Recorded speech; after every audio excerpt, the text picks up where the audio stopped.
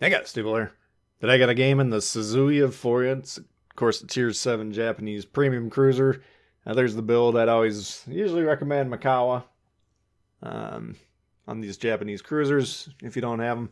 Yamamoto, you can maybe get away with him, but Makawa, additional mobility, that's going to be key with these Japanese cruisers. Can't really take a lot of shots from battleships in this. All right, so even if you don't have the Suzuya, this is kind of indicative of Japanese cruiser play. Uh, just differences the rate of fire. Usually the bigger caliber guns, the 203s generally fire, usually about 15 once every 15 seconds or so. These ones a little bit quicker on the reload. Okay, so this is a great premium if you can play cruisers pretty well, and you need to make some cash because you're going to get a lot of hits every game. Now, damage, capturing bases, all that sort of stuff. That's going to be consistent no matter what. But an additional source of XP/credits is the hit ribbon, right? So ships that hit a lot of main gun hits can rack up the big bucks. All right, so Suzuya is one of the ones that I like to take out when we need some credits. All right, so we got one destroyer per side here. Our spawn in the middle. He's coming over to sea. He's taking a little bit of a circuitous route, which isn't necessarily the end of the world, but we would like him to be in front of us by at least a square spotting.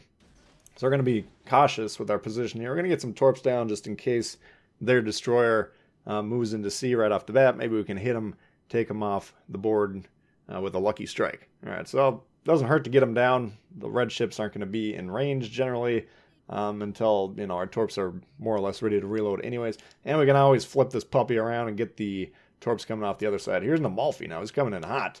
Amalfi, good concealment. So we didn't spot him until he got pretty close to us. In fact, we outspotted him on this, though, which is interesting because Amalfi, at least how I got set up, is one of the more, undetectable cruisers.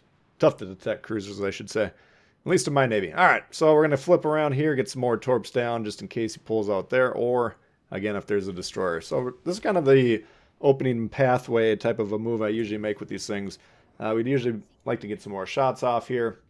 But opening move for a Japanese cruiser, usually I'll kind of go more or less horizontally, start getting some shots, turn away as we've done here, usually flip sides. That'll allow us to get the other set of torps, and then kind of sail more or less back towards where we came from. All right, that's a good, if you can do a loop like that to start, usually we get a fair amount of damage, or, at least some zoning torps potential damage.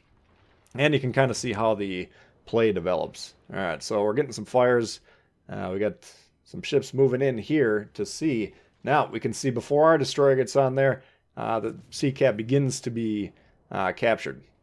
All right, so despite the fact that we got, at one point we had 5 guys targeting us, we still got 3 at the moment. Here is a game-breaking opportunity, right? There's 1 destroyer per side. We got a black on their side. Now we got I think it's an oyster or something close range to him. Hopefully he's shooting them, but if we can chime in here and add our damage, that should allow our destroyer to hopefully survive and at least kill them at the worst, right? We want to make sure if we're going to lose our destroyer, which is always a possibility when the gunfights start breaking out and they're getting spotted. If you're going to lose yours, you better get theirs. Their black goes down, ours survives at least for the moment, and that's a good thing. So hopefully you can utilize the smoke to drop spot.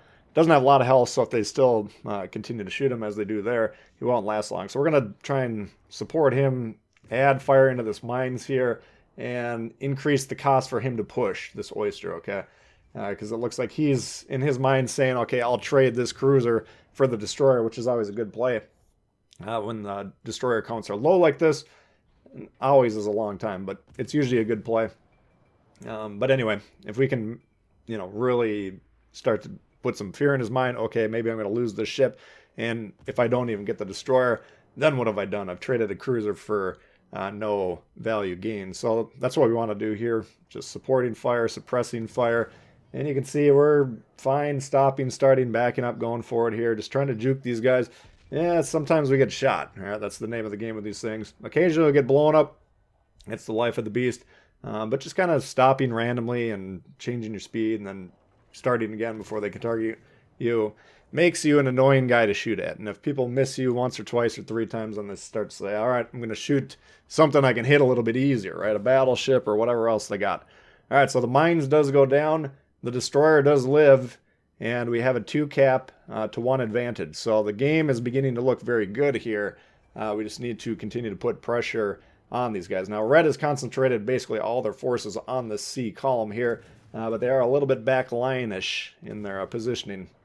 So that's good. We can take out the guys that are close range first, keep pressuring the base. I'm going to try and move more towards the middle of the base here just to make sure I got more control over the match as the match develops here, because it's too early to start saying, okay, this game's over or anything like that. We're only up a ship, we're only up a base. Things can happen very quickly. Trying to put this island between me and the North Carolina here, who I believe is spotting me. Again, we're starting, trying to make it difficult for these guys.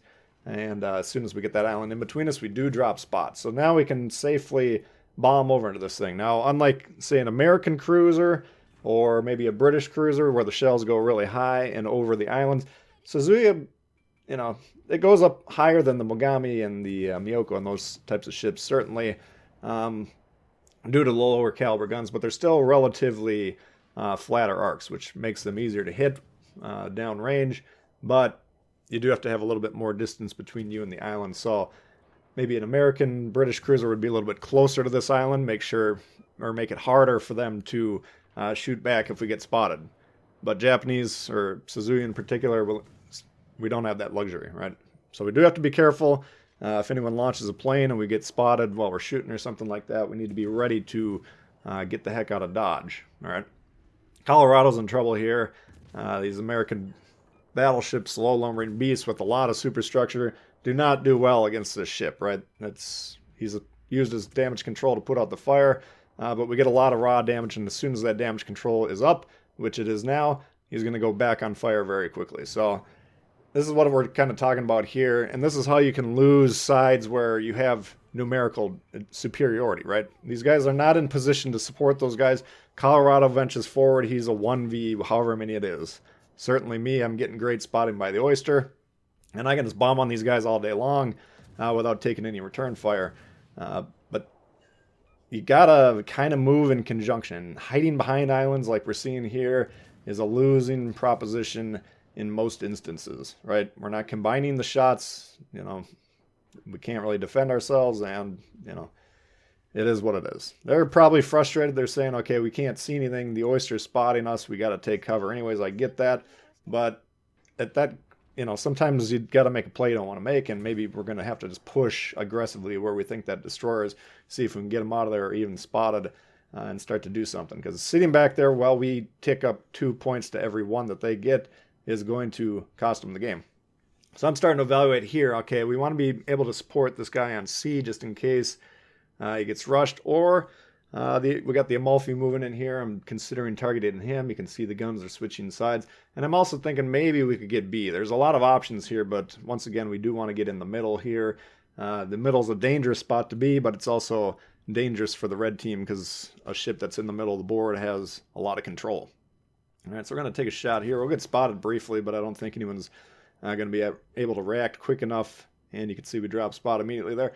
And you can see there's a lot of vision with these Japanese cruisers. You got to understand the vision game. You understand, okay, I'm going to be unspotted here in 5 seconds. I can go ahead and take that shot, right? We want to be putting out as much potential damage as possible, so we want to be shooting the guns as often as possible, but we don't want to be caught, right? So if I'm going to be out in the open, trying to move horizontally from one point to another, well, I don't want to be shooting that whole time. I want to be utilizing the concealment, and then once we get closer to the cover, then we can start shooting and make sure we can get there safely. All right, so we're moving in there. I'm trying to say to myself, okay, the guy's pressuring C. It's not the end of the world if we lose the destroyer at this point in time because we've had such a great 2-to-1 cap advantage for the vast majority of the game. These are very tough holes to get out of, but here's an ambush on the Mogami. Right now he's pointing directly at me, so I got HE loaded, but if he seems like he's going to turn, which he does there, I'm going to switch to AP. Now, he does a good job. He recognizes me very quickly as soon as I'm spotted, and he cancels the turn. He begins to angle back in. So as soon as we see that, we'll get some torps down. We already switched to HE. we'll be content to just shoot him with HE because we got the health advantage here. If his buddies start shooting us in tandem, we might have some trouble, but as of right now, we're winning the fight. So I'm going to shoot a couple shots of HE, and then in his mind, he's going to say, okay, this guy isn't shooting AP. I can safely maybe get out of here. And he's going to roll the dice, take the chance. And as soon as we see him commit to that turn, we already kind of predicted he was going to do that AP wham. There he goes off the board. And we're going to see maybe we can get a double strike here. Not likely, but we did have the HE ready to go. And, you know, you can see the kind of the control that this ship can have. Now, you can have very similar games to this as in the Megami. Both cruisers pump out a lot of damage. The Megami just gets more raw damage, and you know, the Suzuya gets smaller damage per hit, but more hits basically. So they're kind of more or less equally balanced. I don't know. I'd have to see my stats whenever we get access to all the stats for all the ships to see which one I actually perform better in. But Suzuya, Megami, once you kind of understand the positioning, you understand, okay, I'm getting spotted, okay, I'm getting targeted. What does all this mean? How do I need to react? You know, once you can kind of play to keep yourself alive, then you can pump out the damage with these things. They're very good cruisers, but I don't think they're the easiest for brand new players to play. I can always remember my first game in the Megami. It ended about 2 minutes might be generous. Probably ended about a minute into the game. I got one shot into an inexperienced player at the time, but I knew I was risking it. But I didn't know how dangerous it was getting shot by an Iowa in the broadside of the Megami. So that's a look at the Suzuya for you guys. Hopefully you did enjoy it. If you did, please hit the thumbs up. New to the channel, consider subscribing. Lots of World of Warships coming all the time. Questions, comments, leave them below. Love to hear from you guys, and we'll see y'all later. All right, peace.